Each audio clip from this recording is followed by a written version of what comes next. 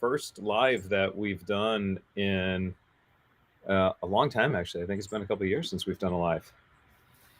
Yeah, I think so. I think we did one, wasn't quite live, but we tried a couple weeks ago. Didn't quite work out. Hopefully this works out better. I think we ended up just recording it and then making the edits. So real quick, what app are we using? We're using Restream, actually, to get this all broadcasted across the board. And hopefully it works out.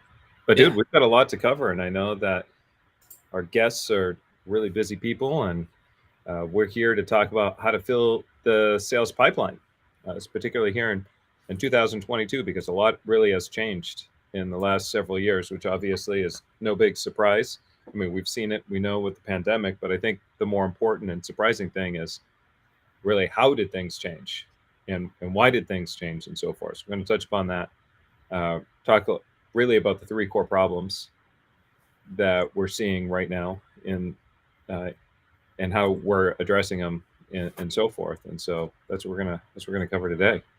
Anything you want to add to that?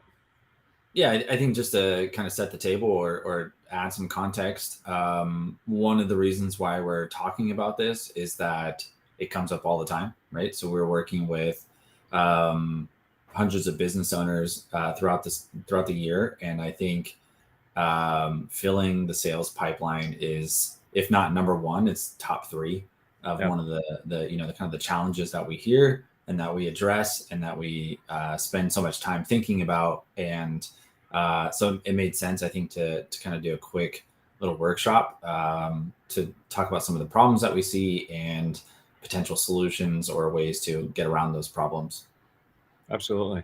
Awesome. So when we talk about problems, right, let's start with the first big problem. And why 2022 is that so much different from 2019. The number one big problem ultimately is that our buyers have become researchers. Now, what does that mean, and how has that changed? Well, back in 2019, the average buyer was looking at between 12 and 14 different sources of information. Now, it's important that we understand that, because what we've seen is in 2019, 12 to 14 different sources of information. In 2020, that went all the way up to 17 different sources of information. And then in 2021, that took a massive leap over to 27 different sources of information. So what does that tell us? Our buyers have become what, Zach? I mean, they've become smarter. They become researchers. They are just inundated with information. Yeah, and that's the thing, right? Our buyers have become researchers, and they're looking for the best. And there was a report that was done by Google, and they showed that they're constantly looking for the best to make the best decision for them. But here's the thing, our buyers have become researchers. They're looking for more information. But where most people are focusing in on, most salespeople focus in on, they focus in on the closing. And they just think, if I can close, if I can close, if I can close. And that may have worked okay 2019 and before, but what they're forgetting is the importance of demand generation. And demand generation ultimately has three phases. Phase one is you have to create demand. Then you have to be able to capture the demand. And only then can you close the demand. And in 2019, in the trend into 2022, we're seeing buyers are looking for more information. In order for them to find that information, you have to be able to play in this area. It's often referred to as a dark funnel, where you got to create that demand. And that means you've got to be able to put out more content, because it's really just consumption that drives conversion. I'm going to say that because that's really, really important. It's consumption that drives conversion. And that's critical, that I want to make sure that everybody understands. Yeah. And so, when we talk about that solution for problem number one, where buyers have become researchers, we talk about quality content. And to put out that quality content, you got to be where they are. Look, there's a reason why Zach and I are over here and we're doing this live, right? This live on the different social platforms.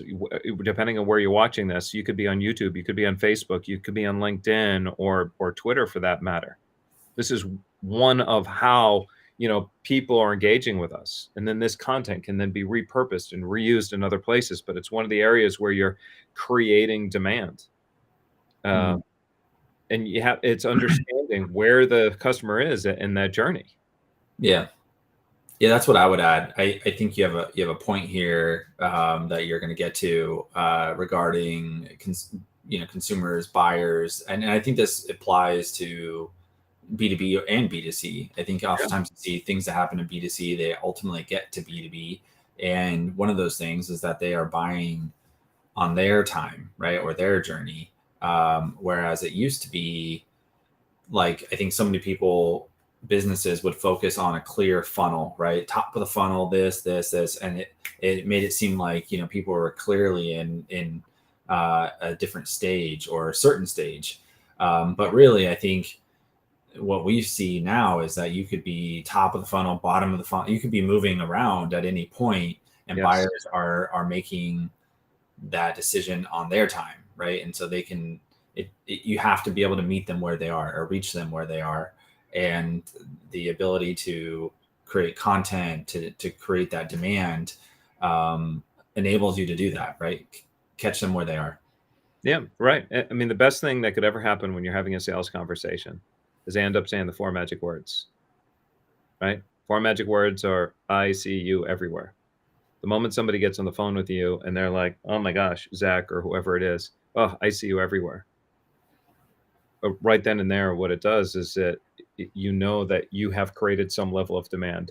You've leveraged the laws of effective frequency, which is one of the laws, one of the more common philosophies that the most successful ad agencies in the world will follow, because it's what helps to create that demand. It's saying that when somebody first hears about you, they really don't know who you are or why they should do business.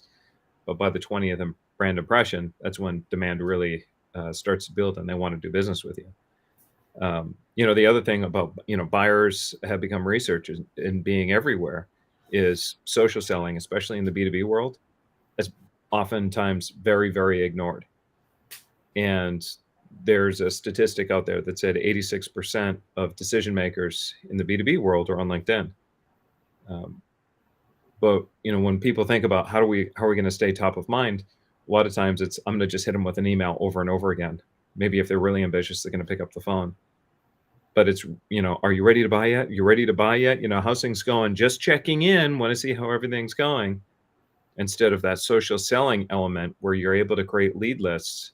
And through those lead lists, then you can engage and like and comment, keep conversations going, even when you're not on the phone or email. That's really, really important for building and establishing those relationships. Yeah, and I think you touched on a point earlier, and you mentioned, consumers want the best or buyers want the best.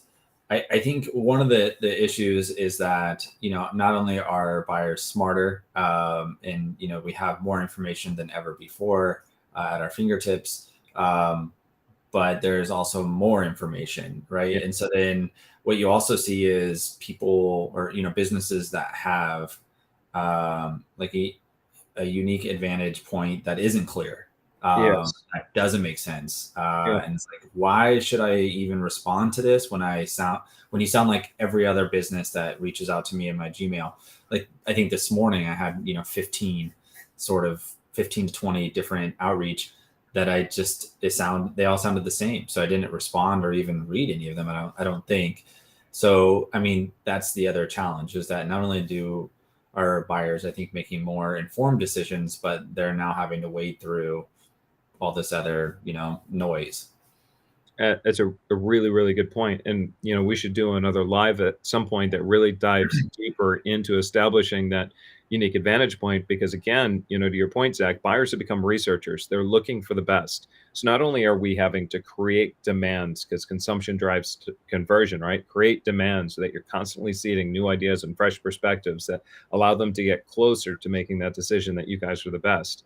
Not only is it important to do that retargeting, so it's like I see you everywhere, right? We're leveraging the laws of effective frequency, um, you know, and the social selling, again, staying top of mind. But Zach, to your point, the unique advantage points, right?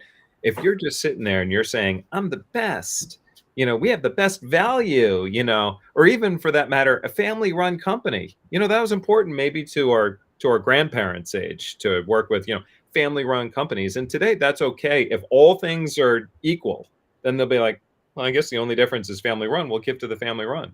But for Right. the most part, if you're what you're saying on your website, if you could swap out logos with your competitors and your competitor can say the same thing, it's not a unique advantage point. Yeah.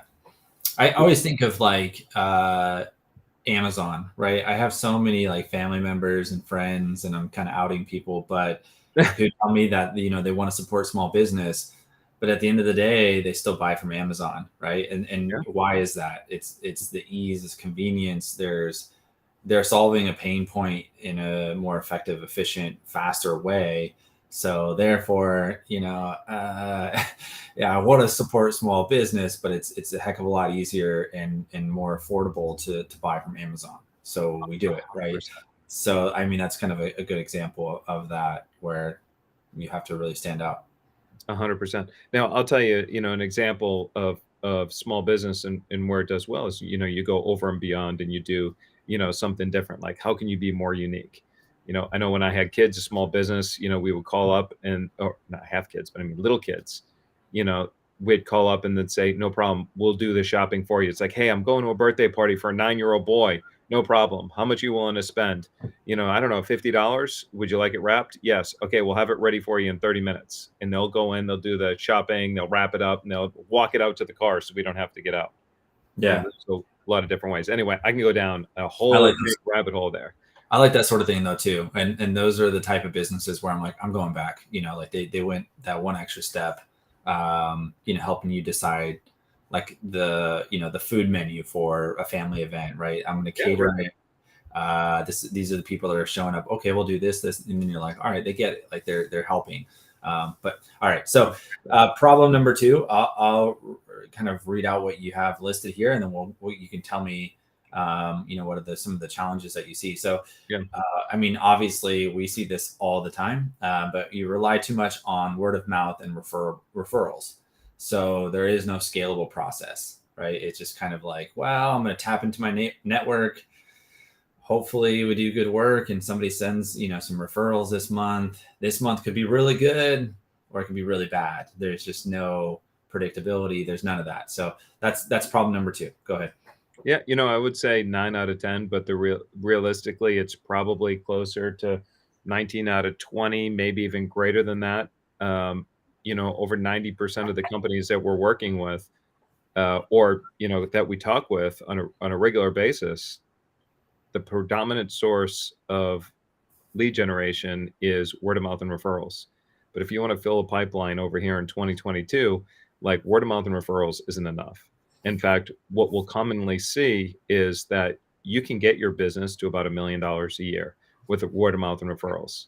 Push that really hard, you might even see 3 million, but getting beyond 3 million is darn near impossible and or maybe just heavily more improbable to get over 3 million just based on word of mouth and referrals. So if you're going to do that, you need to be able to create more scalable marketing systems. Now, we saw in 2020 just the level of unpredictability when these companies depended on word of mouth and referrals. Because when the economy turns, people are so worried about taking care of themselves, they're less worried about providing word of mouth and referrals. And so, we saw that back in 2020. And for anybody that's really paying attention to what's going on in the economy right now, they're starting to see some real changes that are happening in the market. And I want to be real clear: it's not a good market or a bad market. It's just going to be a different market. And so we're starting to see those changes. And I know we're going to be doing a webinar soon about how to thrive in a changing market. But that's the thing, when you're based on word of mouth and referrals, what ends up happening is your salespeople, or you, if you're doing founder-led sales, you show up, that day and you're sitting there, okay, I wonder what's going to happen, right? And you're just waiting for the phone to ring. But when you're able to create scalable systems, whether you're leveraging outbound or inbound or hybrid of them both, there are so many different profit centers that you can bring that you have a lot more of that predictability, and you start to create your own economy, right? Because now you can bring in new leads almost at will. And I used this example the other day with a coaching client. I said, look, This particular guy's got a Ferrari, super effective. I mean, not effective, like awesome vehicle, right? And so I said to him, like, if you look under the hood at your Ferrari's engine and you look at the pistons, do the pistons all go up and down at the same time? Is that how it works? And he's like, no. I go, they go like this, right? The pistons kind of go up and they go down. And he goes, right. I said, that's what happens with these profit centers. So you might have cold email that is working really, really well 1 month, and you might find like pay per click doesn't work out as well. And then all of a sudden cold email starts to perform really, really well, and pay per click, doesn't perform as well. Or maybe it's partnerships that's performing really well and something else doesn't. It always goes like that. And so when we're building out profit centers, part of the reason why we're doing that is for robustness and for more predictability, because never does everything all happen all at the same time. It moves like the pistons in an engine. Does that make sense?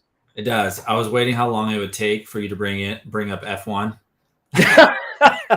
Yeah, right. Exactly. Like, That would have been a great this example. in. Like, we're like 2 minutes in, he's already talking F1. That's just kind of an inside joke for anyone who's watching. We watch a lot of F1, but no, it does make sense, and I think it's important.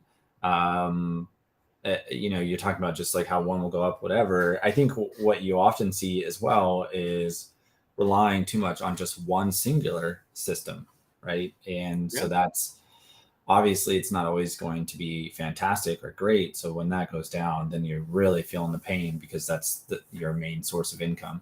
Think about it. That's happened every few years. You and I have seen this ever since we were little kids. I mean, I think I got a decade on you or something like that. So maybe, yellow pages were real big, when I was little, but yellow pages have disappeared. There was people were so dependent on telemarketing, and then there was the do not call list that went in. Faxes were big. Then it was the do not fax list. Direct mail has had its ups and downs, and I think it's making a resurgence sometime soon. And we can go on and on about all these different ways Gmail changes their inbox and separates it into a promo folder, and that changed deliverability rates. Algorithms change in SEO, all this other fun stuff, right? And we had this conversation with our clients, even 2019, when we're telling people, look, I know you're dependent on events as a big source, but you want to build out one new profit center a quarter. And a lot of them are like, look, I get it. I know why the do not call list, ended, or, the do not call list happened, and all this other stuff. But let's face it, dude. And what world will events disappear? Oh, it's kind of like the famous last words. Yeah. Right? And, then of course we see that in 2020, but that one is the worst number. And that's why in the predictable profits playbook, we talk about how there's this concept of the money wheel. The more spokes you put in the wheel, the more robust that wheel has, the better the structure. Because if you only have one spoke in your wheel and it breaks, what happens to the wheel, Zach? I mean, you break down. I'll be right.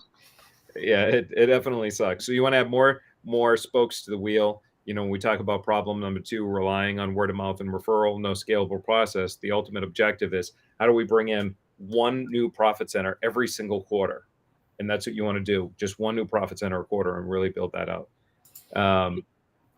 Just to elaborate on the scalability part, I think, because, we've gone through this past couple of years ourselves.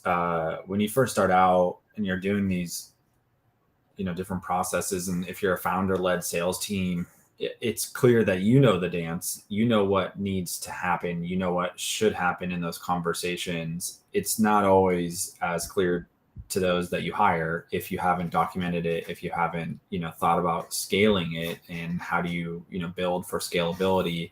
So that's another angle to consider, is that relying too much on word of mouth and referrals doesn't allow you to scale, but also kind of keeps you in that role.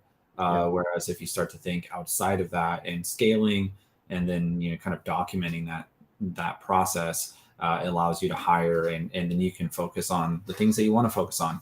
And that's probably a big thing that we're not talking about today as well. But if you think about, well, why do I want to fill my sales pipeline?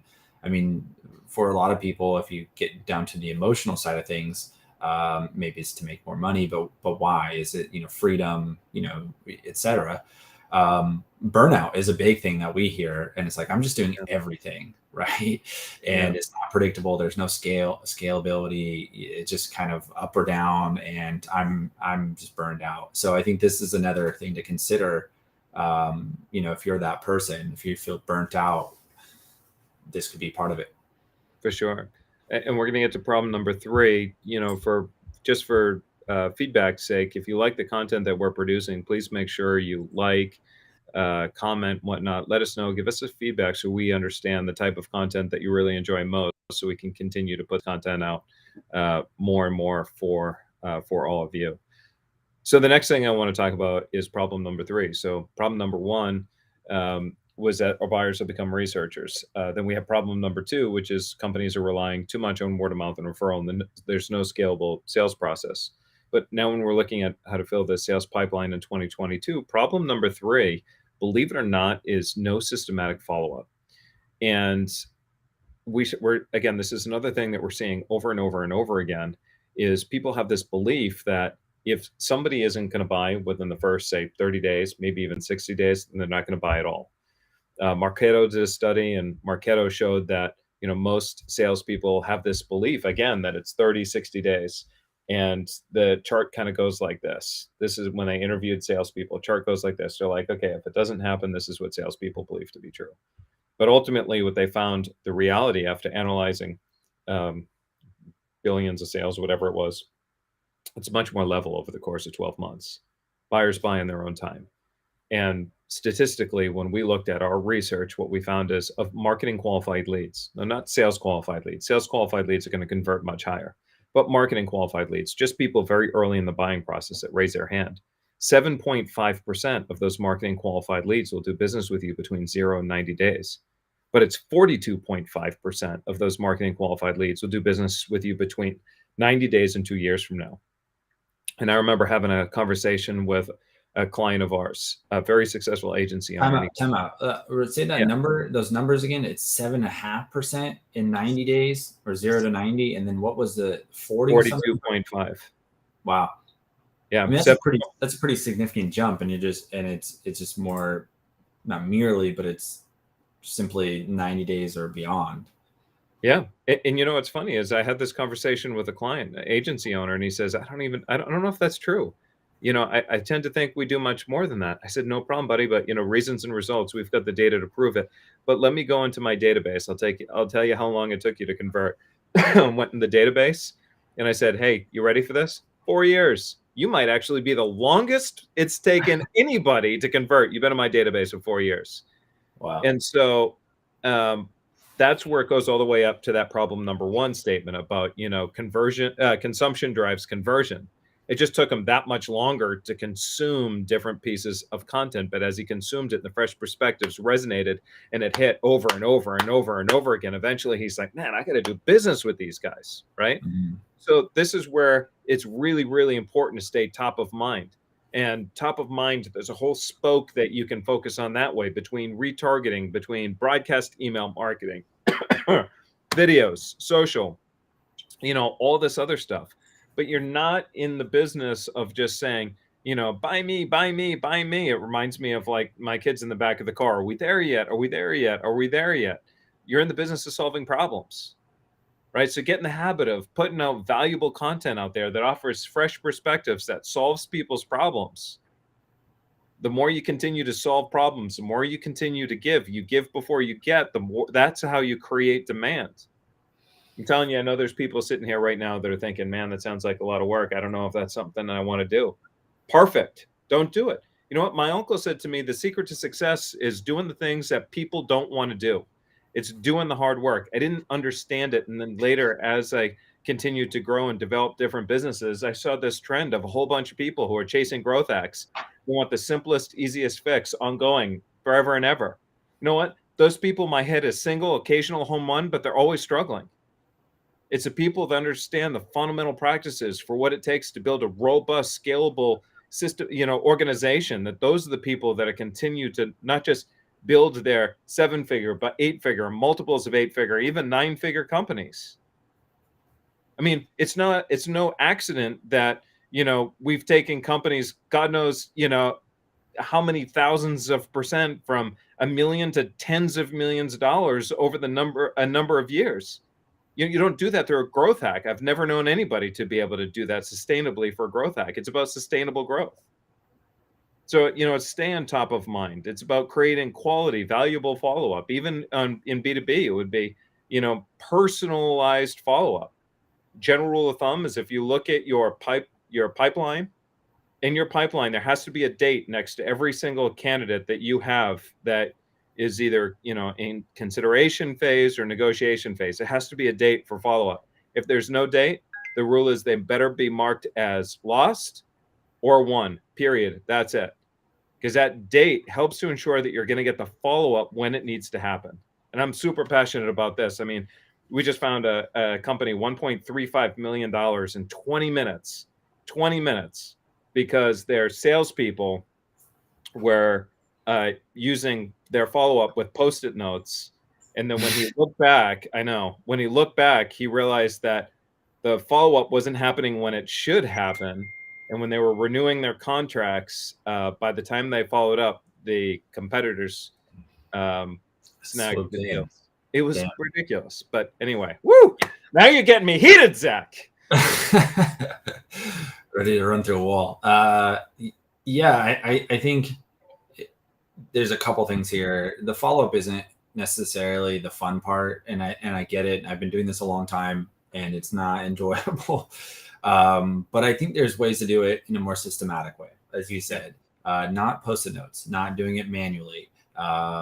If you want to go like the most bare minimum tech is like setting reminders in Gmail to like remind you in a week or something like that, right? So that's like the most minimum. But I also think there's something there that you mentioned I wanted to touch on, because, I don't see it so much anymore, but I remember for a while there was like this big push. This might have been like 2016, 17. It's like, you got to provide value, got to provide value, got to provide value. And I think we kind of, as an industry and as individuals, as salespeople, lost sight of what that actually means. It's like, what does that mean? Do I just throw a bunch of, garbage at somebody and hope that this is valuable? Hey, here's another article that doesn't pertain to you, but is it valuable? But you didn't word it that way, which I appreciated. But you said solve problems, right? Yeah. And I think, we just read the book Gap Selling, but I think this is kind of part of that with that systematic follow-up, is that in all of my experience, and I've always been kind of Sandler sales trained, but it's identifying, where they are and where they want to get to, and what is that gap. And so if you can help bridge that gap, solve that problem, highlight that pain point that they have in a valuable way, then that is the type of follow-up that is relevant and useful, right? And not just like, hey, following up, check out this article, 10 ways to, I don't know, things that are not that valuable. So I think that's important as well to keep in mind, that it isn't just setting 10 reminders in your CRM to follow up, just checking in, 15 times, because that's not valuable either. And nobody likes that. Nobody reads them. They're just going to get deleted. But it's being more strategic about that follow-up. How can we stay top of mind while also not being a complete nuisance? So I'm going to add one thing, and I know we got to wrap things up because, we're only intended to really go for 30 minutes because I know people are busy over here. But, to your point, the way that we've always kind of built our sales processes and systems is through a bridge analogy. Where like, here's where the people are right now. Here's their current state, and they want to get here. And here's the future state. Now we look at these as two different pylons on the bridge, right? You've got one side here and you got the other side here. But the only way that the buying activity is going to happen is when you start to connect the dots. And when that bridge actually gets formed is when the sale is made. But the only way that sale is going to be made is when you're delivering high, solving problems and fresh perspectives. You put a new panel on the bridge, and then you put another panel, and then you put another panel, and then you put another panel. Each one of those pieces of content, consumption drives conversion, bridges the gap. And the moment that gap closes, that's when they're going to come back and they're going to say, so what's it going to be like to work with you guys? Right. Hey, again, real go ahead. quick before you hop off, looks like someone commented, Sean, will there be notes? Yeah, I think we can probably put together some notes. I mean, we repurpose everything, right? So we always try to make the content go as far as possible. So there will be something we can reach out to you, Sean, and get that to you and your team. Awesome. Cool, cool, cool. Well, hey, everybody, thank you very much for being here today. Again, we're talking about how to fill your sales pipeline in 2022. Problem number one, buyers have become researchers. Problem number two, people are relying too much on word of mouth and referrals, no scalable sales process. And problem number three, no systematic follow-up. So as the problems, the solutions, we talked about understanding the customer journey, that they want to I see you everywhere. Consumption drives conversion. It's about having a strong, unique advantage point. We're talking about adding predictability and different spokes into that money wheel, as we talk about in the Predictable Profits Playbook. And then the systematic follow-up. Again, remember, 7.5% of marketing qualified leads do business between 0 and 90 days, but 42.5% will do business between 90 days to 1 year. So, constantly solving problems and the bridge at the end when you build the panel. So we're also going to have another live next week. Zach, I know we talked about the content. It's just slipping me off the top of your head. Do you remember what it is? So we're going to be talking about what next week? How to turn cold leads into warm leads that convert into Oh, clients. yes. Oh, man. Well, that's one of my favorite topics. So how to turn cold leads into warm leads. You're going to see a conversion rate go from a cold lead has a base of 10%. When you warm them up, that turns up to a floor of 30%. So super excited about that. We're going to be talking same time, same place next week. And again, it's been a pleasure. If you like this, like it, comment, whatever, give us some feedback. Let us know so that we can continue to provide you content like this in the future. Thank you, everybody, for being here. Again, this is Charles Gaudet with my buddy Zach Burkes. See you guys.